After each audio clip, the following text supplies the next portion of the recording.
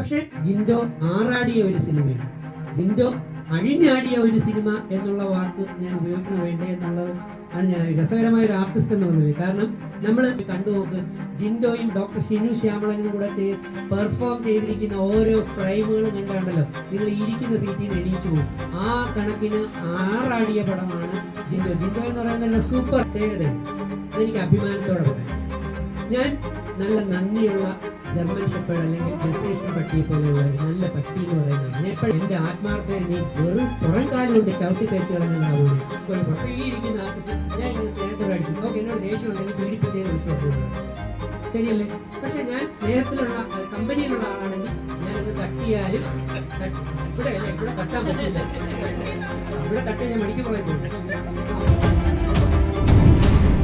ഇപ്പൊ ചോദിച്ചു ചെറിയ പടങ്ങൾ എത്ര നാള് തിയേറ്റർ നിൽക്കും എന്ന്. നമ്മുടെ പടത്തിൻ്റെ ഞാൻ മനസ്സിലാക്കിയ കാരണം എനിക്ക് 30 വർഷത്തെ എക്സ്പീരിയൻസ് ഉണ്ട് ഇതിനകത്ത്. ബിഗ് ബോസിന് ശേഷം ഞാൻ എൻ്റെ ജോലി കാലടി ശങ്കര കോളേജിൽ അധ്യാപക ജോലി 5 വർഷം, ഞാൻ ഈ വർഷം റിട്ടയർ ചെയ്യേണ്ട ആളാണ്. 5 വർഷവും 1.25 കോടി രൂപയും സാലറി നിസാരമായി എഴുതി കളഞ്ഞിട്ട്. കാരണം അന്ന് ലാലേട്ടൻ എന്നോട് പറഞ്ഞു, നിങ്ങൾക്ക് പലർക്കും അറിയാം, ബിഗ് ബോസ് കഴിഞ്ഞപ്പോൾ ലാലേട്ടൻ പറഞ്ഞാണ് അടുത്ത 2 പടത്തിൽ എനിക്ക് അവസരം തരാമെന്ന്. പക്ഷെ അത് നാളിതുവരെ നടന്നില്ലെങ്കിലും അദ്ദേഹം വലിയൊരു മനുഷ്യനാണ്, പറഞ്ഞ വാക്ക് പാലിക്കും. എൻ്റെ വാട്സപ്പിലുണ്ട്, ഞാൻ ഇടുന്നതിനൊക്കെ മറുപടി അയക്കാറുണ്ട്. തീർച്ചയായും ഞാൻ ഒരുപക്ഷെ നല്ല കഴിവുള്ള ആർട്ടിസ്റ്റാണെന്ന് അദ്ദേഹത്തിന് ബോധ്യപ്പെട്ടാൽ തരുമായിരിക്കും. പക്ഷെ അങ്ങനെ ആ ഒരു പ്രതീക്ഷ വെച്ചുകൊണ്ട് എനിക്ക് ഒരു മടിയും കൂടാതെ എൻ്റെ അമ്മ 2019 മെയ് 23 എന്നെ വിട്ടുപോയി. പിന്നെ അമ്മയെ കാണിക്കാൻ വേണ്ടിയായിരുന്നു ഞാൻ ഈ അവാർഡുകളും അംഗീകാരങ്ങളും ക്ലാസ്സുകളും എല്ലാം എടുത്ത് ഷൈൻ ചെയ്തുകൊണ്ട് നടന്നത്, അമ്മയെ സന്തോഷിപ്പിക്കാൻ. അമ്മ പോയി കഴിഞ്ഞാൽ പിന്നെ എനിക്കെന്തിനാ ജോലി, സിനിമയിൽ എന്തെങ്കിലും ആവാൻ പറ്റുമോ നോക്കാം. ഒരു ചെറിയ കലാകാരനാണ് ഞാൻ. അപ്പോൾ അതുകൊണ്ട് 2021 ഞാൻ കോളേജ് ജോലി റിസൈൻ ചെയ്തിട്ട് സിനിമയിലിറങ്ങി. 5 വർഷം കൊണ്ട് ഫുൾ ടൈം ഇതിൻ്റെ പുറകെ പല മേഖലകളിൽ നടക്കുന്നു. 4 സിനിമകളുടെ AD ആയിരുന്നു, ഒരു സിനിമയുടെ പ്രൊഡക്ഷൻ ഡിസൈനറായിരുന്നു, ഒരു പടം കാസ്റ്റിംഗ് ഹെഡായി ചീഫായിട്ട് വർക്ക് ചെയ്തു.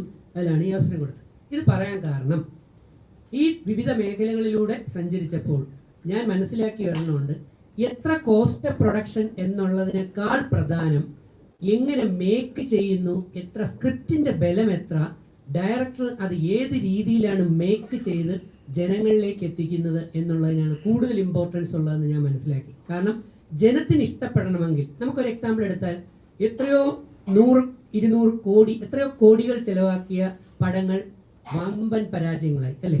ഞാൻ പ്രത്യേകിച്ച് പേരെടുത്ത് പറയണ്ടല്ലോ, അല്ലാതെ തന്നെ അറിയാം.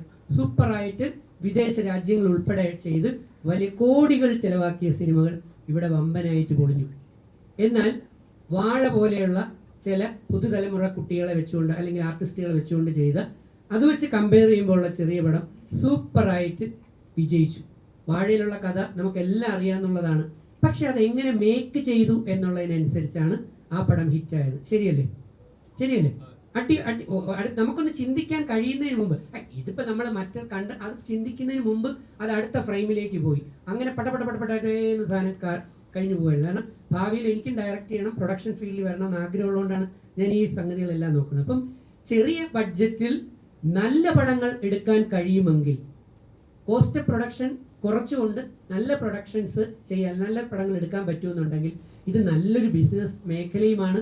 ആ വലിയ 10 കോടി ചെലവാക്കി ഒരു പടം എടുക്കുന്ന സ്ഥലത്ത് 10 കോടി ചെലവാക്കി 10 സിനിമകൾ എടുക്കുമ്പോൾ ഒരുപക്ഷെ 100ഓളം പുതിയ തലമുറ ആർട്ടിസ്റ്റുകൾക്ക് അവസരങ്ങൾ കൊടുക്കാനും അതിനെ ഏറ്റവും നല്ല രീതിയിൽ വിജയിപ്പിക്കാനും ജനങ്ങളുടെ ഇടയിൽ എത്തിക്കാനും പറ്റും. ഇവിടെ കൂടുതൽ പൈസ പലപ്പോഴും ചെലവാകേണ്ടി വരുന്നത് നിങ്ങൾക്ക് തന്നെ അറിയാം. സിനിമ എടുക്കുന്നതിനെ പോലെ തന്നെ പ്രൊമോഷൻ എന്ന് പറയുന്ന പരിപാടിയിൽ പോസ്റ്ററുകൾ അടിക്കുകയും നമ്മൾ കട്ടൗട്ടറും അത് ഹോൾഡിങ്ങുകളും അങ്ങനെ എല്ലാ പ്രൊമോഷൻ വർക്കുകൾ ചെയ്തു വരാൻ ഭീകരമായ പൈസ ആവുന്നുണ്ട്. അപ്പം അങ്ങനെയുള്ള വലിയ ബോർഡുകളോ ഹോൾഡിങ്ങുകളോ ഒന്നും ഞങ്ങളുടെ ഈ സ്വപ്നസുന്ദരി സിനിമയ്ക്കില്ല. പകരം നിങ്ങളെന്ന് പറയുന്ന ഹോൾഡിങ്ങുകളാണ് ഞങ്ങളുടെ മുമ്പിലുള്ളത്. അപ്പം ആ തരത്തിൽ ചെറിയ രീതിയിലാണ് അത് കണ്ടത്. അപ്പം നമ്മൾ വലിയ പടം വലിയ ബഡ്ജറ്റിൽ എടുക്കാം. പക്ഷേ നേരത്തെ ഞാൻ പറഞ്ഞതുപോലെ നല്ല ക്വാളിറ്റി പ്രൊഡക്ഷൻ ചെയ്തുകൊണ്ട് ചെറിയ ബഡ്ജറ്റിൽ എടുത്ത പടങ്ങളും ഇവിടെ സൂപ്പർ ഹിറ്റുകൾ ആയിട്ടുണ്ട്. അതുകൊണ്ട് ഒരുപാട് പണം ചിലവാക്കുന്നതിനേക്കാൾ വേണ്ടി വരുന്നത്, ഇപ്പോൾ വലിയ ആർട്ടിസ്റ്റ് മൂല്യമുള്ള വലിയ രാജ്യങ്ങളിലൊക്കെ പോയി, പല രാജ്യങ്ങളിലും പോയി വലിയ ആർട്ടുകളൊക്കെ ചെയ്തു വരുന്ന വമ്പൻ പടങ്ങൾക്ക് തീർച്ചയായിട്ടും കോടികളുടെ ആവശ്യമുണ്ട്. പക്ഷെ ഞങ്ങളെപ്പോലെയുള്ള പുതിയ തലമുറയിലെ അല്ലെങ്കിൽ പുതിയ ആൾക്കാർക്ക് അവസരങ്ങൾ കൊടുക്കാൻ ചെറിയ പടങ്ങളുടെ പ്രൊഡ്യൂസർമാർ മനസ്സ് കാണിക്കുന്നു. അതുകൊണ്ട് ചെറിയ പടമാണെങ്കിലും സ്ക്രിപ്റ്റ് വർക്ക് എങ്ങനെയുണ്ട്, അതിൻ്റെ മേക്കിംഗ് എങ്ങനെയുണ്ട് എന്നുള്ളതാണ് ഞാൻ കൂടുതൽ ഇമ്പോർട്ടൻസ് കൊടുക്കുന്നത്. ജിൻഡോ ഇതിൽ അഭിനയിച്ചിട്ടുണ്ടല്ലോ. ജിൻഡോ ഒരു താരതമ്യേന അധികം പടത്തിൽ അഭിനയിച്ചിട്ടില്ല. അപ്പൊ ജിൻഡോയെ എന്റെ അഭിനയത്തെ എങ്ങനെ വിലയിരുത്തുന്നു? ജിൻഡോ എനിക്ക് തോന്നുന്നു ബിഗ് ബോസിന് മുമ്പ്, അന്ന് ഞാനാണ് ബിഗ് ബോസ് കഴിഞ്ഞത്. ഞാൻ സീസൺ 2 കഴിഞ്ഞിട്ട് വന്നപ്പോഴാണ് സാറ് എന്നെ വിളിക്കുകയും ഞാൻ അതിലേക്ക് ചെയ്യാൻ പോകുന്നത്. ആ സമയം ജിൻഡോ ബിഗ് ബോസിന്റെ ആളല്ലായിരുന്നു. പക്ഷെ ജിൻഡോ ആറാടിയ ഒരു സിനിമയാണ്. ജിൻഡോ അഴിഞ്ഞാടിയ ഒരു സിനിമ എന്നുള്ള വാക്ക് ഞാൻ ഉപയോഗിക്കണോ വേണ്ടേ എന്നുള്ളത് ആണ് ഞാൻ രസകരമായ ഒരു ആർട്ടിസ്റ്റ് എന്ന് പറഞ്ഞില്ലേ. കാരണം നമ്മൾ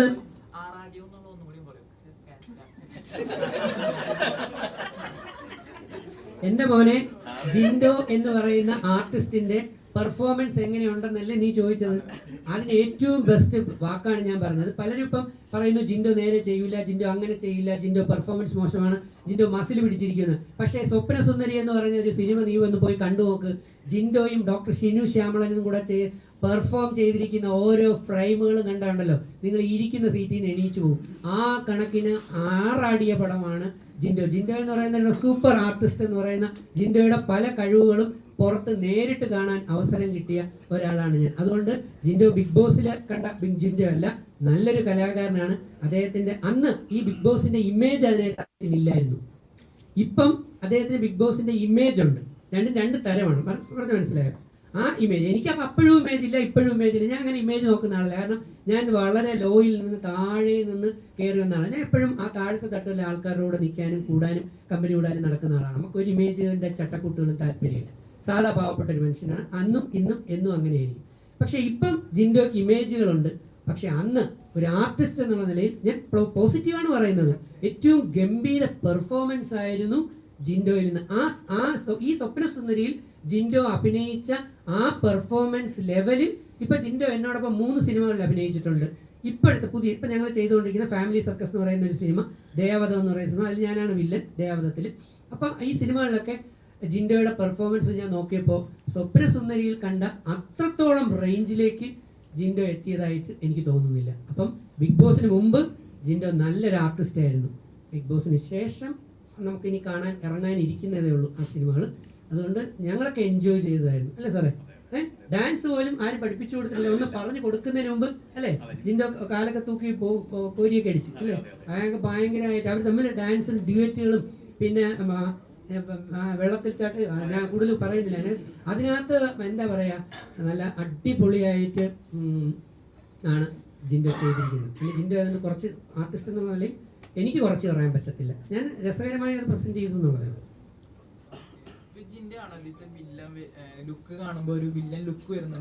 അതിനകത്ത് യഥാർത്ഥ വില്ലൻ ആര് എന്നുള്ളത് നിങ്ങൾ പടം കാണുമ്പോൾ നിങ്ങൾക്ക് ബോധ്യപ്പെടും. സെൻട്രൽ അല്ലെങ്കിൽ നായകന്മാർ ആരൊക്കെയാണ് അതെല്ലാം നിങ്ങൾക്ക് ബോധ്യപ്പെടും.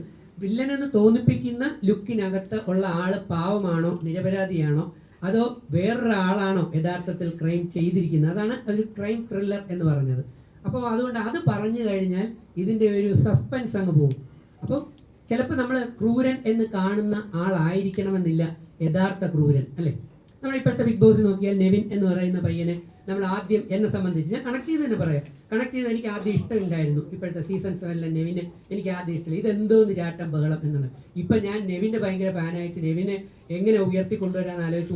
ഒറ്റയാൾ പട്ടാളം പോലെ ഞാൻ നെവിന് വേണ്ടി പ്രവർത്തിക്കണം. അപ്പം ഒരാളിൻ്റെ ലുക്കിലല്ല, അദ്ദേഹത്തിൻ്റെ പെർഫോമൻസിലാണ് യഥാർത്ഥത്തിൽ നമ്മൾ മാർക്ക് ഇടേണ്ടത്. അതിന് ആ സംബന്ധിച്ച് നോക്കുമ്പോഴത്തേക്ക് തീർച്ചയായിട്ടും ഏറ്റവും ബെസ്റ്റായിട്ട് തന്നെയാണ് ചെയ്തിരിക്കുന്നത്. പക്ഷേ വില്ലനാണോ അതോ നായകനാണോ, ആരാണ് അതിലെ വില്ലൻ എന്നുള്ളത് സിനിമ കാണുമ്പോൾ മനസ്സിലാക്കുന്നതാണ് ഏറെ നല്ലത്.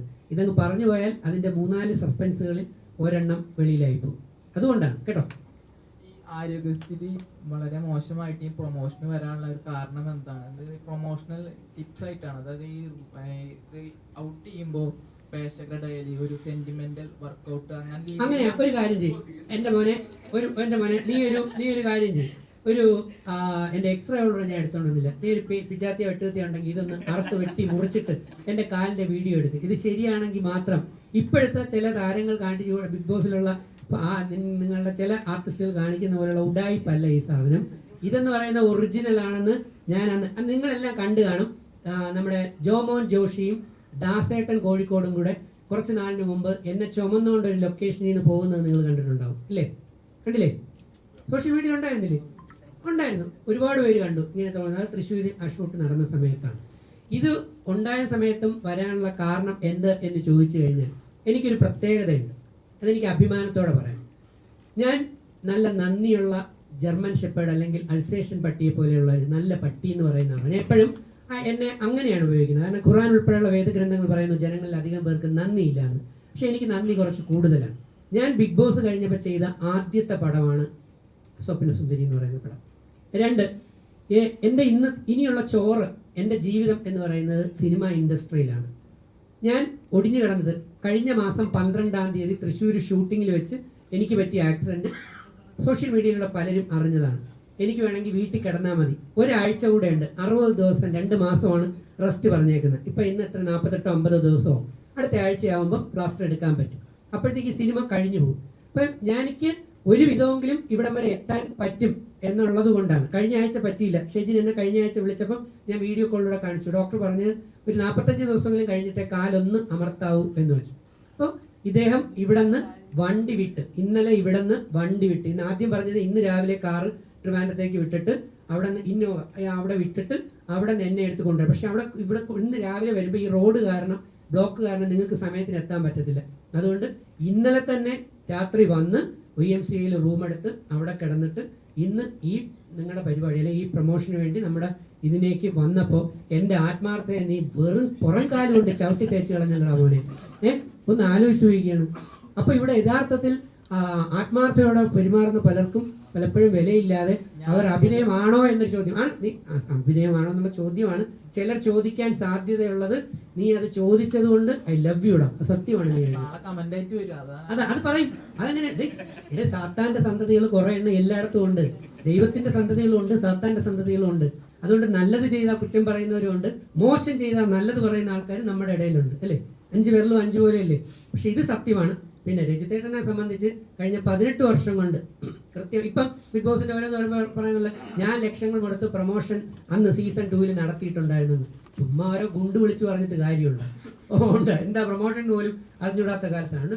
നമ്മളോട് വിരോധമുള്ളവർക്ക് നമ്മൾ അത് തന്നെ. ഇത് ബിഗ് ബോസ് ഷോ എന്ന് പറയുന്നത് നമ്മുടെ റിയൽ ലൈഫ് പോലെയുള്ള സംഭവമാണ്. ഈ സിനിമയിൽ അസൂയുള്ളവർക്ക്, സ്വപ്നസുന്ദരി സിനിമയിൽ അസൂയുള്ളവർക്ക് അതിനകത്ത് തെറ്റും കുറ്റവും കണ്ടുപിടിക്കും. ഇപ്പൊ സീസൺ 2 നമുക്ക് കമ്പയർ ചെയ്ത് നോക്കിയാൽ സീസൺ 2 നമ്മൾ കണ്ടാണ് നമ്മുടെ അനുമോള് കിടന്നപ്പം നെവിൻ ഒരല്പം വെള്ളം സ്പ്രേ ചെയ്തു. അപ്പൊ അതിൽ ആദ്യം പറഞ്ഞ എന്താ, ഞാനും ഇതുപോലെ പലരുടെയും സ്പ്രേ ചെയ്തിട്ടുണ്ട്, പക്ഷെ അവർക്കൊക്കെ എന്നെ ഇഷ്ടമായിരുന്നു, അതുകൊണ്ട് സ്പ്രേ ചെയ്തു. അപ്പം നമുക്ക് ഇഷ്ടമുള്ളവർ എന്തെങ്കിലും ചെയ്താൽ നമുക്കൊരു കുഴപ്പം. ഈ ഇരിക്കുന്ന ആർട്ടിസ്റ്റ് ഞാൻ ഇങ്ങനെ സ്നേഹത്തോടെ അടിച്ചു, ഓക്കെ, എന്നോട് ദേഷ്യം ഉണ്ടെങ്കിൽ പീഡിപ്പിച്ചേന്ന് വിളിച്ചു പറഞ്ഞു നമ്മളത്, ശരിയല്ലേ? പക്ഷെ ഞാൻ സ്നേഹത്തിലുള്ള കമ്പനിയിലുള്ള ആളാണെങ്കിൽ ഞാനൊന്ന് തട്ടിയാലും ഇവിടെ അല്ല, ഇവിടെ തട്ടാൻ പറ്റില്ല. ഇവിടെ തട്ടിയാൽ ഞാൻ മെഡിക്കൽ കോളേജിൽ പോകുന്നുണ്ട്. അപ്പോൾ ഞാൻ ഈ ഒരു തട്ടൽ തട്ടുമ്പോൾ ഇത് ഡിപ്പെൻസ് ആണ്. എന്ന് വെച്ചാൽ നമ്മുടെ റിലേഷൻഷിപ്പ് അനുസരിച്ചിട്ടാണ് ഇവിടെ കാര്യങ്ങൾ നടക്കുന്നത്. ഇഷ്ടമുള്ളവർ ചെയ്താൽ കുഴപ്പമില്ല, ഇഷ്ടമല്ലാത്ത ആളാണ് ചെയ്യുന്നതെങ്കിൽ അതിനെ വമ്പൻ പ്രശ്നങ്ങളാക്കി മാറ്റി. അത് എല്ലാ സീസണിലും ഉള്ള ഒരു സംഭവമാണ്. അതുകൊണ്ട് തീർച്ചയായിട്ടും സത്യസന്ധമായി കഴിഞ്ഞ 18 വർഷം കൊണ്ട് വേദം പഠിച്ചു കഴിഞ്ഞിട്ട് ഞാൻ സത്യത്തിന്റെയും ധർമ്മത്തിന്റെയും മാർഗത്തിലാണ് നടക്കുന്നത്. അന്യർക്ക് ദോഷം ഉണ്ടാകുന്നതും മറ്റുള്ളവരെ പറ്റിക്കുന്നതുമായിട്ടുള്ള ഒരു കള്ളത്തരവും ചതിയും ചെയ്യാറില്ല. കാരണം എനിക്ക് എൻ്റെ ക്രെഡിബിലിറ്റി വളരെ പ്രധാനപ്പെട്ടാണ്. നാളെ ഞാൻ കാണിച്ചതും പറഞ്ഞതും തെറ്റാണെന്ന് നിങ്ങളിൽ ഒരാളെങ്കിലും, നിങ്ങൾ സോഷ്യൽ മീഡിയയാണ്, നിങ്ങൾ എവിടെയും കൊണ്ടുപോയി ക്യാമറ വെച്ച് കാണും, ഞാൻ പറഞ്ഞത് തെറ്റാണെന്ന് കണ്ടു കഴിഞ്ഞാൽ പിന്നെ അതോടെ എൻ്റെ വില പോയി, എൻ്റെ അഡ്രസ്സ് പോയി, എന്നെ വിശ്വാസമില്ല. പക്ഷെ ഇന്ന് ലക്ഷക്കണക്കിന് പല രാജ്യങ്ങളിലെ മലയാളി സഹോദരങ്ങൾ, UAE, GCC, US, നമ്മുടെ എല്ലാ രാജ്യങ്ങളിലുള്ള മലയാളി പ്രവാസികൾ ഉൾപ്പെടെ ലക്ഷക്കണക്കിന് പേർക്ക് ഞാൻ പറയുന്ന വാക്ക് ശരിയാണെന്ന് വിശ്വാസമുള്ള ഉത്തമ ഉദാഹരണമാണ്. ഞാൻ ഇതുവരെയും വീഡിയോ പ്രൊമോഷൻ ബിഗ് ബോസിനെ ബേസ് ചെയ്ത് എൻ്റെ ഫേസ്ബുക്കിലൊന്നും ഇട്ടിട്ടില്ല. പക്ഷെ 3 ആഴ്ച കൊണ്ട് ഞാൻ ഇടാൻ തുടങ്ങിയപ്പം ആദ്യം തെറിവിളി കൂടുതലായിരുന്നെങ്കിൽ, ലൈക്ക് കുറവായിരുന്നെങ്കിൽ, ഇപ്പം എന്നെ സപ്പോർട്ട് ചെയ്യുന്നവരുടെ എണ്ണം വളരെയധികം കൂടി. അതുപോലെയാണ് ഈ സ്വപ്നസുന്ദരി സിനിമ എന്ന് പറയുന്നത്. ഇപ്പൊ കുറ്റം പറയും കുറേ പേര് വന്നിട്ട്, അതിനകത്ത് അങ്ങനെയാണ്, അതിനകത്ത് വലിയ പൈസ ഇല്ല, അതിനകത്ത് ചെറിയ ആർട്ടിസ്റ്റുകളാണ്, അതിനകത്ത് വലിയ ചിക്കൻ ബിരിയാണി അങ്ങനെയുള്ള സംഗതി, അല്ലെങ്കിൽ ഫ്രൈ, അങ്ങനെ കുറ്റം പറയാൻ എല്ലാവരും ഉണ്ടാവും. പക്ഷെ ഇങ്ങനെ ഒരു സിനിമയായി ഇറക്കി അത് നിങ്ങളുടെ മുമ്പിൽ, ജനങ്ങളുടെ മുമ്പിൽ കൊണ്ടുവരാൻ വേണ്ടി ഇവരെല്ലാം പ്രവർത്തിച്ച കഷ്ടപ്പാട് എത്രയെന്ന് നോക്കിക്കഴിഞ്ഞാൽ അത് വിലമതിക്കാൻ പറ്റത്തില്ല, അത്രയ്ക്ക് മുകളിലാണ്. അതുകൊണ്ട് ഞാൻ പറഞ്ഞത് സത്യമാണ്, ഞാൻ പ്രവർത്തിക്കുന്നതും ഇന്ന് ഈ നിമിഷം വരെയും സത്യമാണ്. ഈ പ്രസ് മീറ്റ് പറഞ്ഞിട്ടുണ്ടായിരുന്നത് 4 മണിക്കാണ്. ഇപ്പോ ഏകദേശം 5:30 പക്ഷെ ഇതിൽ പ്രധാന താരം ജിൻഡോ വന്നിട്ടില്ല. അത് സെറ്റിൽ അങ്ങനെ ആയിരുന്നതെന്നാണ് ചോദ്യം. ഞാൻ നേരത്തെ മോനോട് പറഞ്ഞില്ലേ, ഞാനാണോ പറയേണ്ടത് വേറെ വല്ലവരാണ് പറഞ്ഞത്? കൈമാറട്ടെ, ഞാൻ പ്രൊഡ്യൂസറിന് കൈമാറാം, ഇതായിരിക്കും നല്ലത്. എന്ത് പറയുന്നു? അടി ഞാൻ വാങ്ങിച്ചു. ജിൻഡോയെ കുറിച്ച് എന്താ അറിയേണ്ടത്? അല്ല, ഇപ്പൊ ഓൾറെഡി 1.5 മണിക്കൂർ ലേറ്റ് ആയിട്ടുണ്ട്. ജിൻഡോയെ കുറിച്ച് ചോദിക്കും മോൻ എന്തെങ്കിലും കരഞ്ഞു ചോദിക്കുന്നത്? സ്റ്റേണായിട്ട് ചോദിച്ചൂടെ? വെള്ളം കുടിക്കണോ? വേണ്ടേ? അല്ല, ജിൻഡോയെ കുറിച്ച് ജിൻഡോ ഇടിക്കുന്നു വെച്ചിട്ടാണോ? ജിൻഡോയ്ക്ക് ജിം ഉണ്ടെന്ന് വെച്ചിട്ടാണോ? പിന്നത്തെ പ്രശ്നം ജിൻഡോ 1.5 മണിക്കൂർ ലേറ്റ് ആയെങ്കിൽ അതിന് കാരണം ഉണ്ടാവും. നമ്മുടെ റോഡിൽ കൂടി ജിൻഡോയ്ക്ക് വരാൻ പറ്റുന്നുണ്ടാവില്ല, അതായിരിക്കാം കാരണം. ജിൻഡോ മേക്കപ്പ് ചെയ്യുകയായിരിക്കാം.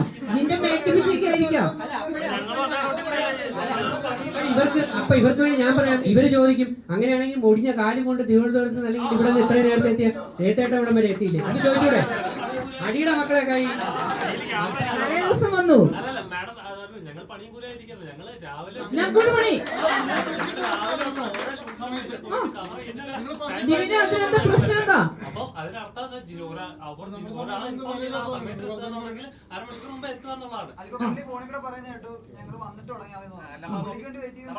അതെ, സിനിമ പ്രൊഡ്യൂസ് ചെയ്ത് ഞാനാണ്. ജിൻഡോ അല്ലല്ലോ.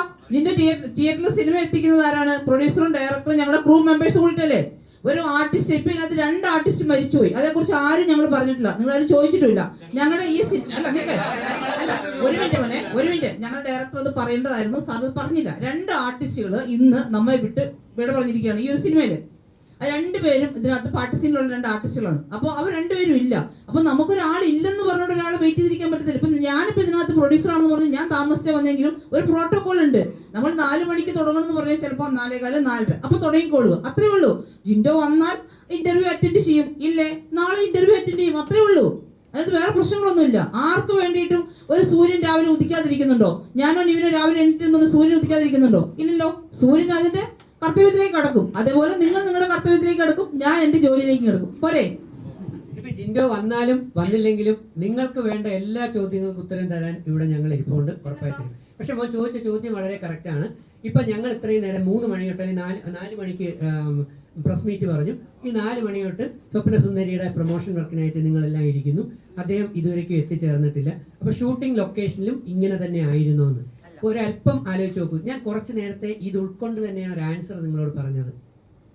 അദ്ദേഹം ബിഗ് ബോസിന് മുമ്പുള്ള ആർട്ടിസ്റ്റ് എന്നുള്ള തലത്തിൽ ഞാൻ പറഞ്ഞു. ബിഗ് ബോസിന് ശേഷമുള്ള ആർട്ടിസ്റ്റിൽ നിന്നും ഞാൻ കുറച്ചു മുമ്പ് കാര്യം പറഞ്ഞതിൽ ഈ ഉത്തരം അതിനകത്ത് കിടപ്പുണ്ട്. മനസ്സിലായി കാണുമല്ലോ? മനസ്സിലായില്ലേ? ഞാൻ തന്നു കഴിഞ്ഞു. ഉത്തരം കൃത്യമായിട്ട് പറഞ്ഞു, അടിച്ചു പൊളി. ഞാൻ 6 അടിയ ആ ഒരു ആൻസർ പറഞ്ഞില്ലേ, ആ ആൻസറിനകത്ത് കൃത്യമായിട്ടുണ്ടായിരുന്നു അദ്ദേഹത്തിന്റെ ആർട്ടിസ്റ്റിക് ടാലന്റ് എത്രയാണെന്നും അതെല്ലാം സംഭവം. അത് ബിഗ് ബോസിന് മുമ്പായിരുന്നു. ബിഗ് ബോസിന് ശേഷം എന്ന് പറഞ്ഞാൽ അദ്ദേഹം ബിഗ് ബോസ് വിന്നറാണ്. ഞാനൊക്കെ ബിഗ് ബോസിൽ നിന്ന് തോറ്റ് വെളിയിലിറങ്ങിയ പാവങ്ങളാണ്. അപ്പൊ വിജയിച്ചവരെ നമ്മൾ കുറച്ചുകൂടെ എന്താ പറയുക, ഒരു റെസ്പെക്റ്റിലും കുറച്ചുകൂടെ ഒരു നമ്മുടെ അവസ്ഥ അങ്ങനെയൊക്കെയാണല്ലോ. അപ്പൊ അദ്ദേഹം ചിലപ്പോൾ വരുന്ന വഴിയിൽ വണ്ടി ബ്ലോക്ക് ഉണ്ടാവാം, എന്തെങ്കിലുമൊക്കെ റീസൺ ഉണ്ടാവും. അതുകൊണ്ടാണ് നമുക്കിത് മുമ്പോട്ട് പോവാം. നിങ്ങൾ പോകുന്നതിന് മുമ്പ് ആ ആർട്ടിസ്റ്റ് എത്തുകയാണെങ്കിൽ നിങ്ങൾക്കുള്ള ചോദ്യങ്ങളുടെ ഉത്തരം അദ്ദേഹം തരും. അല്ല, അദ്ദേഹം വന്നുകൊണ്ടിരിക്കുന്നത് ഇപ്പൊ മന്ത്രി ഉദ്ഘാടനത്തിന് വരുമെന്ന് പറയുന്ന സമയത്ത് ചില സമയം മന്ത്രി എപ്പോ വരും എന്ന് വെച്ചാൽ നമ്മൾ അതിനു വേണ്ടി ഉത്കണ്ഠപ്പെടാറുണ്ടോ? മന്ത്രി വരുമ്പോ വരും, വന്നില്ലെങ്കിൽ വരൂല. എന്നാലും പരിപാടി അവിടെ നടക്കൂലേ? ഒരാളല്ല അവസാനം. എനിക്ക് ശേഷം പ്രളയമല്ല, എനിക്ക് ശേഷം എന്നെക്കാൾ മിടുക്കരായിട്ടുള്ള പാർട്ടികൾ വരുന്നുണ്ട് എന്ന് വിശ്വസിക്കുന്ന ആളാണ് ഞാൻ. ക്ലിയർ അല്ലേ? എന്നെ ജില്ലയും കൂടെ അടിപിടിപ്പിക്കാൻ വേണ്ടി എൻ്റെ മോനെ, നീ പഠിച്ച സ്കൂളിലല്ല ഞാൻ ആണ്. പക്ഷെ ഞാൻ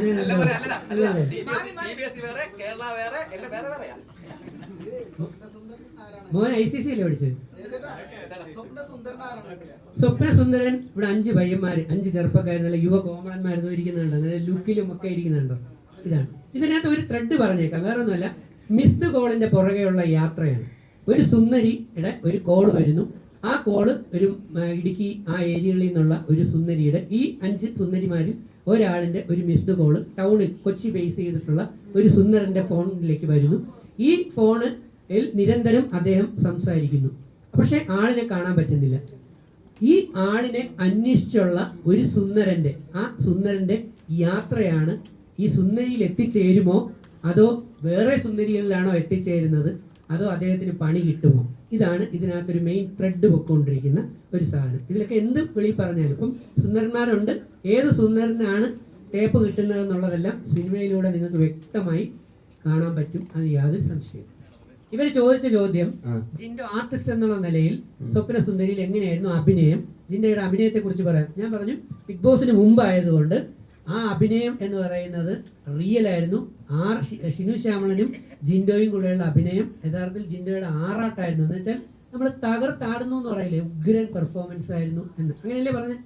എന്തെങ്കിലും ഞാൻ കുറച്ച് പറഞ്ഞു എന്ന് പറഞ്ഞു, അത്രേ. ബിഗ് ബോസിന് ശേഷം എങ്ങനെയെന്ന് ചോദിച്ചാൽ പറഞ്ഞു അദ്ദേഹം വിന്നറായി കഴിയുമ്പോൾ ഒരു ഇമേജ് ഉണ്ടാകും. ആ ഇമേജ് കോൺഷ്യസ് എന്ന് പറയുന്ന സാധനത്തിൽ പലപ്പോഴും ചില കുറച്ച് റെസ്ട്രിക്ഷൻസ് ഉണ്ടാവും. ഇതാണ് നിന്നെ കുറിച്ച് ഞാൻ കറക്റ്റായിട്ട് പറഞ്ഞത്. അത് തെറ്റല്ലല്ലോ. ബിഗ് ബോസ് കഴിഞ്ഞിട്ട് ഞാൻ ആളെ ശരിയില്ലാതെ അർത്ഥല്ലേ? അയ്യോ, അത് കുറച്ച് കൂട്ടി, ആളിന്റെ ലെവൽ കൂടി എന്നാണ് ഞാൻ പറഞ്ഞത്. അങ്ങനെയാണോ? എന്തായാലും പൊളിച്ചിട്ടുണ്ട്. ഇപ്പൊ എന്താ പറയാ, ശരിക്കും പറഞ്ഞിട്ടുണ്ടെങ്കിൽ നമ്മുടെ ഫിലിപ്പ് സാറ്, പിന്നെ നമ്മുടെ ഈ സാറ്, നിങ്ങളെല്ലാവരും കാര്യം സത്യത്തിൽ അഭിനയിക്കാൻ അറിയാൻ. അപ്പൊ ഇവരൊക്കെ നമ്മളെ പിടിച്ച് അഭിനയിപ്പിച്ച് ചെയ്തൊരു പടമാണ്. കാരണം എന്നെ കൊണ്ട് പറ്റുമെന്ന് പോലും എനിക്ക് കരുതിയില്ല. പക്ഷെ എന്തായാലും ഞാൻ എനിക്ക് കഴിയുന്ന രീതിയിൽ ഞാൻ പെർഫോം ചെയ്തിട്ടുണ്ടെന്ന് എനിക്ക് തോന്നുന്നു. എന്തായാലും നല്ലൊരു വിജയമാവട്ടെ എന്ന് ഞാൻ പ്രാർത്ഥിക്കുന്നു. അല്ല, ഞാൻ ചോദിക്കട്ടെ ജിൻഡോ, ഞാൻ തന്നെ പറയാൻ ചോദിക്കാമല്ലോ. ജിൻഡോ അതിനകത്ത് ഫൈറ്റ് ഉണ്ടായിരുന്നു, തകർത്ത് ചെയ്തില്ലേ? ഞങ്ങൾ ആസ്വദിച്ചു ഫൈറ്റ്. പിന്നെ നമുക്ക് നിന്റെ ഇടി വാങ്ങിച്ച ആൾക്കാർ ഇവിടെ പറഞ്ഞു നല്ല സുന്ദര ഇടികളാണ് കിട്ടിയത്. തകർത്ത അതൊന്നുമല്ല സത്യം, എന്നെ അടുത്ത് അറിയായിരുന്നു. അത് കഴിഞ്ഞു സോങ് അടിപൊളിയായിട്ട് ആ ഡാൻസ്, ഷിനു ശ്യാമളനും നീ കൂടെ ഉള്ള ആ ഡാൻസ് തകർത്ത് ചെയ്തില്ലേ?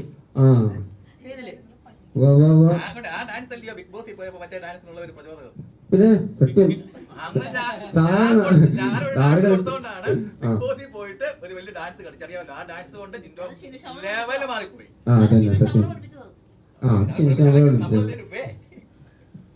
എന്തായാലും നമ്മൾക്ക് എപ്പോഴും ഓരോരുത്തരും എന്ത് കാര്യം പറഞ്ഞു തരുമ്പോ ജന്മന എല്ലാവർക്കും ഓരോ വാസന ഉണ്ടാവും അല്ലേ? എന്താ പറയാ, അത് എല്ലാവർക്കും പറയേണ്ട ആവശ്യമില്ല. വീണ്ടും വീണ്ടും പറയണോ? സന്തോഷം വരുമ്പോൾ തുള്ളിച്ചാടാനും സങ്കടം വരുമ്പോൾ പൊട്ടിക്കറിയുവാനോ മുഖത്ത് സ്വേദവാദങ്ങൾ വരുത്താനുള്ള കഴിവ് മനുഷ്യന് ജന്മസിദ്ധമാണ് അല്ലേ? അപ്പൊ നമ്മൾ അഭിനയൊക്കെ തന്നെ അങ്ങ് വരും, എല്ലാവർക്കും വരും. അപ്പൊ അഭിനയിക്കുന്ന അതിലൂടെ ജീവിച്ചാൽ മതി എന്ന് പറഞ്ഞ പോലെ തന്നെയാണ്. എല്ലാവർക്കും ഉണ്ട് കഴിവ്, എല്ലാവർക്കും എല്ലാ ബുദ്ധിയും കൊടുത്തിട്ടുണ്ട്. ഏത് ബുദ്ധി എടുത്ത് പ്രയോഗിക്കണമെന്ന് നമ്മൾ ആ സമയത്ത് തീരുമാനിച്ചാൽ മതി അല്ലേ? സാറ് എന്റെ അപ്പനാണ്. അപ്പന്റെ മകളിൽ കൈവയ്ക്കുമോ ഇല്ലയോ എന്നുള്ളത് നിങ്ങൾ സിനിമയിൽ കണ്ടാൽ മതി. അത് തന്നെ സത്യം. അതാ ഞാൻ പറഞ്ഞത് ആറാടുകയായിരുന്നു. അപ്പനെ ഞാൻ എറിയിലെടുത്തു. ഞാനാണ് സംഭവം. നമ്മൾ ശരിക്കും കുങ്ങയ്ക്ക് പിടിക്കാൻ സീനൊക്കെ ഉണ്ടെന്നല്ലേ? അത് പുറത്ത് വിടാതെ എന്താ കുഴപ്പം? ഇതെല്ലാം കാണുന്ന സിനിമ നാളെ കാണാനല്ലേ? രജിസ്റ്റാറിനെ അടിക്കണ്ടോ? ആര്? നീ ആ ചോദിച്ചതിന്റെ അർത്ഥം അപ്പനെ അടിക്കുന്ന മോനാണാടാ നീ എന്നല്ലേ എന്റെ അർത്ഥം? അത് കാണുമ്പോ നോക്കും. അപ്പനെ അടിക്കണ മോനാണെന്ന് വെച്ചാൽ അതൊരു ടിസ്റ്റ് ഉണ്ട്, ഞാൻ പറയല. അതാണ് അപ്പഴത്തെ ഒരു ടിസ്റ്റ്. എന്തായാലും അപ്പനും മോനും ഒട്ടും പുറകിലല്ലായിരുന്നു പല കാര്യങ്ങളിലും, അത് സിനിമയിൽ മനസ്സിലാവും. ഒരു പറഞ്ഞ ഉദ്ദേശം മനസ്സിലല്ലേ? പ്രണയം ഉണ്ടോന്ന്? ഞാൻ പ്രേമിക്കണ പെണ്ണിൽ തന്നെ അപ്പനും പ്രേമിക്കണേ അല്ലേ? അങ്ങനല്ലേ? അപ്പം മഹാകോഴിയല്ലേ? അപ്പം കോഴിയാകുമ്പം മകൻ താറാവൂല്ലല്ലോ, കോഴി തന്നെയല്ലേ ആവുണ്ടല്ലേ? എന്താന്നറിയില്ല, പെങ്ങളെ കെട്ടുന്ന അവസ്ഥയാവോ? അല്ല, ഇതെല്ലാം ആ ത്രെഡുകളിലൂടെ അതിൽ വരുന്ന റിവെഞ്ച് സാധനങ്ങൾ, അതിൻ്റെ അകത്ത് വരുന്ന സംഗതികളാണ്. നിങ്ങളെല്ലാവരും ഒരു കാര്യം നേരത്തെ പറഞ്ഞ മോൻ ചോദിച്ച അത് തന്നെയാണ്. ഇത് ഒരു എന്റർടൈൻമെന്റ് ഫിലിമാണ്. അതിനകത്ത് വേറെ ലാഗില്ല, മറ്റൊരു തരത്തിലുള്ള മുഷിപ്പുകളില്ല. അതിനകത്ത് വരുന്ന എന്റർടൈൻമെന്റ് ആണ്. ടക ടക ടകടേ എന്ന് പറഞ്ഞ് സംഗതികൾ രസകരമായി തന്നെ പോകും. പിന്നെ ഞാൻ നേരത്തെ പറഞ്ഞ പോലെ വലിയ ആർട്ട് വർക്കുകൾ അങ്ങനെ പ്രതീക്ഷിക്കരുത്. തേയിലത്തോട്ടങ്ങൾ, നല്ല പ്രകൃതി രമണീയമായ സ്ഥലങ്ങൾ, അങ്ങനെയുള്ള നാച്ചുറലി ദൈവം നമുക്ക് അറിഞ്ഞു തന്ന സീൻസും ലൊക്കേഷൻസും ആയിരുന്നു. അതെ, എല്ലാവരും പിരിവിട്ട് ചെയ്ത പടമാണ് സത്യം. അതെ, എല്ലാവരും ഇതിനകത്ത് പൈസ പല ആൾക്കാരും മുടക്കുന്നുണ്ടെന്ന് ഞാൻ കേട്ടതാണ്, എനിക്കറിയില്ല. അപ്പൊ അവരെല്ലാം ഞങ്ങളെല്ലാം കൂടി ഒരു ആഗ്രഹത്തിന്റെ പുറത്ത് എനിക്ക് ഒരു ചാൻസ് തന്നില്ല, നന്ദിയുണ്ട് ഇപ്പോഴേ പറയാം. കാരണം വെച്ചിട്ടുണ്ടെങ്കിൽ ഇത് കൈതൊട്ട് പറയണതാണ്. കാരണം നമ്മൾ ബിഗ് ബോസിൽ അങ്ങനത്തെ ഫെയിമൊന്നും ഇല്ലാത്ത കാലത്ത് എനിക്കൊരു എന്താ പറയുക, ഒരു ലോ ബഡ്ജറ്റ് മൂവി ആണെങ്കിലും അതിനകത്തൊരു കണ്ടിന്യൂസ് റോള് ചെയ്യാനുള്ള ഒരു ചാൻസ് എന്നാണ് ഫിലിം സാറ് അത് തീരാത്ത കടപ്പാടാണ്. കാരണം വെച്ചിട്ടുണ്ടെങ്കിൽ എന്താ പറയുക, ഇതിന് മുമ്പ് ഞങ്ങൾ പറഞ്ഞു ചെയ്തിട്ടുണ്ടായിരുന്നു, അതിനകത്തും സാറാണ് അതിനെ കാസ്റ്റ് ചെയ്തത്. സാർ എന്ത് ചെയ്യും? Okay okay. സാറിൻ്റെ അടുത്ത പടം വരില്ലേ ഇപ്പം? സാറിൻ്റെ അടുത്ത മൂവി ഉണ്ട്. അതിപ്പോൾ ഇതിനകത്ത് ഞാൻ ചെയ്യുന്ന നല്ല റോളുണ്ട്. പിന്നെ ഫിലിം സാറിൻ്റെ വേറൊരു മൂവി ഉണ്ട്, അത് ചെറുതൊന്നല്ല കേട്ടോ, വലിയ ഹെവി മൂവിയാണ്. ആളിനി ഒരു പ്രൊഡ്യൂസർ വേണ്ടെന്ന് പറഞ്ഞത്. ഞാൻ ചോദിച്ചപ്പോൾ അത് ഞാൻ പ്രൊഡ്യൂസ് ചെയ്തിട്ട് എനിക്ക് വേണ്ടെന്ന് പറഞ്ഞു. കാരണം അത്രയും ആള് ആ ലെവലിൽ വളർന്നു. ആള് യു കെയിലാണ്. അപ്പോൾ ആള് യു കെയിൽ പോയി രക്ഷപ്പെട്ടുകൊണ്ടാണ് ഞങ്ങൾ ഏകദേശം ഒരു 5 വർഷം പടം എടുത്തിട്ട്. അതന്നെ ബിഗ് ബോസിൽ പോണത് 5 വർഷം മുമ്പ് എടുത്ത പടമാണ്. അവിടെ പോയി ആള് രക്ഷപ്പെട്ടുകൊണ്ട് ആള് ഈ പടം ഞങ്ങൾക്ക് വേണ്ടിയിട്ട് ഇറക്കണമെന്ന് അല്ലേ? ഞാൻ പറഞ്ഞ കാര്യങ്ങൾ റിപ്പീറ്റ് ചെയ്ത് മകൻ എന്നുള്ള നിലയിൽ ക്യാരക്ടർ വെച്ച് പറയുകയാണെങ്കിൽ മോനും കൃത്യമായിട്ട് അതൊക്കെ തന്നെയല്ലേ പറയുന്നത്. ഞാൻ നേരത്തെ പറഞ്ഞു കഴിഞ്ഞു. കാലൊടിക്കല്ലേ? നമ്മളാ സിനിമ ഫാമിലി സർക്കസിലല്ലേ ഈ സംഭവം നടന്നത്. എന്താ ഓടിക്കുന്നു ചോദിച്ചോ? എന്താ പറഞ്ഞേ? എങ്ങനെ ആണോ? വീടാ കാരണം ചോദിച്ചില്ലേ? ഭാര്യ വെള്ളടിച്ചിട്ട് എനിക്ക് പറഞ്ഞു. സത്യം പറയാലേ? സത്യം പറയണ അത് പറയണം. നീ കൃത്യമായി, കാരണം ഇവര് ചോദിച്ചു ഈ സിനിമയുടെ പ്രൊമോഷന് വേണ്ടി പോയി ഞെട്ടിക്കൊണ്ടു. അല്ല അങ്ങനെയല്ല, ഞങ്ങൾക്ക് ഒരു ബാറിലായിരുന്നു ശരിക്കും പറഞ്ഞ. എനിക്ക് പറഞ്ഞ ഗരുഡ ബാറില. ഗരുഡ തൃശ്ശൂർ ബാറിലായിരുന്നു എന്റെ ഷൂട്ടായിരുന്നു. ബാറിനുള്ളിൽ ഫാമിലി സർക്കസ്, ഞങ്ങൾ ഫാമിലി സർക്കസിനോടൊപ്പം പടം. അപ്പൊ ഞങ്ങൾ അവിടെ ചില്ല് ചെയ്ത് അടിച്ചു പഠിക്കുന്ന സാധനമായിരുന്നു. അപ്പൊ ഞങ്ങളൊക്കെ ശരിക്കും പറഞ്ഞു കഴിഞ്ഞാൽ ചായ വെള്ളം കുടിച്ചു, ആള് ഒറിജിനൽ വെള്ളം കുടിച്ചു, അത്ര ഉള്ളൂ അല്ലേ? ഒറിജിനൽ വെള്ളം കുടിച്ചപ്പോ ഒറിജിനലായിട്ട് അഭിനയിക്കാൻ പറ്റി. അത് പെർഫോമൻസ് വേറെ ലെവലാ. എന്തായാലും ക്യാമറാമാൻ റോൾ ചെയ്തോണ്ടേയിരുന്നു. കട്ട് പറഞ്ഞില്ല ഡയറക്ടർ. ഞാൻ മറിഞ്ഞടിച്ച് കാലടിച്ച് വീണിട്ട് വീണ്ടും എണീച്ച് ആടി പോകുമെന്ന് വിചാരിച്ചു. പക്ഷെ വീണെടുത്ത് എനിക്ക് പിന്നെ എണീക്കാൻ പറ്റില്ല. അപ്പോഴാണ് ക്യാമറാമാൻ മനസ്സിലായത്. എനിക്കൊരു സന്തോഷവാർത്ത പറയാന്ന് വെച്ചാൽ ഈ 17-ാം തീയതി എൻ്റെ അടുത്ത മൂവിയുടെ ഷൂട്ട് സ്റ്റാർട്ട് ചെയ്യാണ്. അതായത് തമിഴിലും തെലുങ്കിലും മലയാളത്തിലും ഹിന്ദിയിലൊക്കെ 4 ലാംഗ്വേജിൽ പോകുന്ന മൂവിയാണ്. അവിടെ നിന്ന് തന്നെ തമിഴ്നാട്ടിൽ നിന്നും തെലുങ്കിൽ നിന്ന് തന്നെ അത്യാവശ്യം ആൾക്കാരൊക്കെ ഉണ്ട്. അവിടെ മാളിപ്പുറത്തിൽ വില്ലനില്ലേ, ആളാണ് സമ്പത്രാമൻ. അതിനകത്തുണ്ട്. അങ്ങനെ കുറേ ആർട്ടിസ്റ്റുകൾ നിലനിൽക്കുന്ന പടമാണ്. സന്തോഷവാർത്ത കൂടി ഞാൻ പറയുന്നുള്ളൂ. ഇത് സ്വപ്നസുന്ദരിയാണ് അല്ല. കൂടുതൽ എക്സ്പെക്ടേഷൻ വെച്ച് പടം കാണാൻ പോകരുത്. കാരണം വെച്ചിട്ടുണ്ടെങ്കിൽ നമ്മൾ ഒരു ലോ ബഡ്ജറ്റ് ചെയ്ത മൂവിയാണ്. അപ്പം അതിൻ്റെതായ കുറവുകൾ കാര്യങ്ങളെല്ലാം ഇതിനകത്തുണ്ടാവും. പിന്നെ അത് കൂടാണ്ടെന്ന് വെച്ചാൽ ഞങ്ങളൊക്കെ അഭിനയിക്കാൻ അറിയാൻ പാടാത്ത ആൾക്കാരെ സാർ അഭിനയിപ്പിച്ചെടുത്ത്, ഇതിലിരിക്കുന്ന എല്ലാവരും പുതുമുഖങ്ങളാണ്. അഭിനയിപ്പിച്ചെടുത്ത് സാറിൻ്റെ കഴിവ് തെളിയിച്ചാളാണ്. ഞങ്ങൾക്ക് കഴിവുണ്ടെന്ന് മനസ്സിലാക്കി തന്നാളാണ്. അപ്പം അതിനെ എല്ലാവരും നിങ്ങൾ പ്രോത്സാഹിപ്പിച്ച് സത്യം പറഞ്ഞാൽ ആ മൂവി നിങ്ങൾ തിയേറ്ററിൽ പോയി കാണണം. കാരണം അതിൻ്റെ എന്ത് കുറ്റവും കുറവും കാര്യങ്ങളൊക്കെ ഉണ്ടെങ്കിൽ നിങ്ങൾക്ക് പറയാം, അതിനൊന്നും കുഴപ്പമില്ല. കാരണം കുറവുണ്ടെന്ന് ഞങ്ങൾ നേരത്തെ സമ്മതിക്കുകയാണ്. അതിനകത്ത് എന്തായാലും മൂവി നിങ്ങൾ കാണാം. പക്ഷെ മൂവി നല്ല മൂവിയാണ്. എന്തായാലും എൻ്റെ ഒരു സ്റ്റോറി നല്ലതാണ്.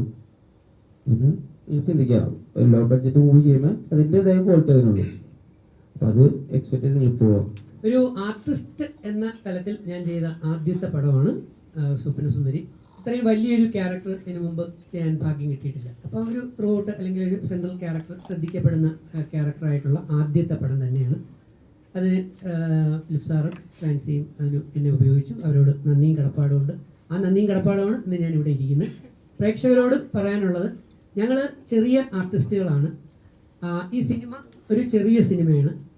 അതുപോലെ തന്നെ ഈ ഡയറക്ടർ പുതിയതായിട്ട് അദ്ദേഹത്തിൻ്റെ ആദ്യത്തെ പടമാണ്. ഇപ്പം കുറച്ച് കുറവുകൾ ഒരു പക്ഷേ പലർക്കും അവിടെ ഇവിടെ കണ്ടു എന്ന് വരാം. പക്ഷെ ഒരിക്കലും നിങ്ങളെ ബോറടിപ്പിക്കില്ല, നിങ്ങളെ മുഷിപ്പിക്കില്ല. നല്ല 5 പാട്ടുകൾ. ആ നല്ല 5 പാട്ടുകൾ എന്ന് പറയുമ്പോൾ തന്നെ 5-25 ഏകദേശം 25 മിനിറ്റോളം ആ പാട്ടുകൾ രസകരമായി തന്നെ അത് പോകുന്നുണ്ട്. വിഷ്വൽസ് ആണെങ്കിലും ആ ലെവലിൽ പോയിട്ടുണ്ട്. അപ്പം ഈ കുറവുകളെല്ലാം നിങ്ങൾ ഉൾക്കൊണ്ടുകൊണ്ട്, ചിലപ്പോൾ ചിലർക്ക് ഒരു കുറവ് അതിൽ കാണാൻ പറ്റത്തില്ലായിരിക്കും. പക്ഷെ ഞാൻ പറയുന്നു, മലയാളിയിൽ നമ്മുടെ കുറച്ച് ആൾക്കാർ കുറവുകൾ മാത്രം കണ്ടെത്തുന്നവരാണ്. അതുകൊണ്ട് കുറേ കുറവുകൾ ഉണ്ടാവും. ആ കുറവുകളെല്ലാം ഉൾക്കൊണ്ടുകൊണ്ട് ഞങ്ങളെപ്പോലെയുള്ളവരെ പ്രോത്സാഹിപ്പിക്കുക, വളർത്തുക, തളർത്തരുത്. ഞങ്ങളെപ്പോലെയുള്ളവർ, പ്രത്യേകിച്ച് എന്നെപ്പോലെയുള്ളവരെ വളർത്തുകയും സപ്പോർട്ട് ചെയ്യുകയും ഉയർത്തുകയും ചെയ്യുകയാണെങ്കിൽ അത് 100 കണക്കിന് വരുന്ന നമ്മുടെ പുറകിലുള്ള ഒരുപാട് വ്യക്തികൾക്കും കുട്ടികൾക്കും സമൂഹത്തിന് ഗുണകരമായിരിക്കും എന്ന് ഞാൻ എൻ്റെ ഇന്നു വരെയുള്ള ജീവിതത്തിൽ തെളിയിച്ചിട്ടുണ്ട്. ഇനിയും അങ്ങനെ തന്നെയാണെന്ന് നിങ്ങൾക്ക് ഉറപ്പ് ഞാൻ നൽകുന്നു. അതിലൊരു മാറ്റവും ഉണ്ടാകത്തില്ല. എൻ്റെ വാക്ക് അത് വളരെ ഉറച്ച വാക്ക് തന്നെയാണ്, യാതൊരു സംശയവും.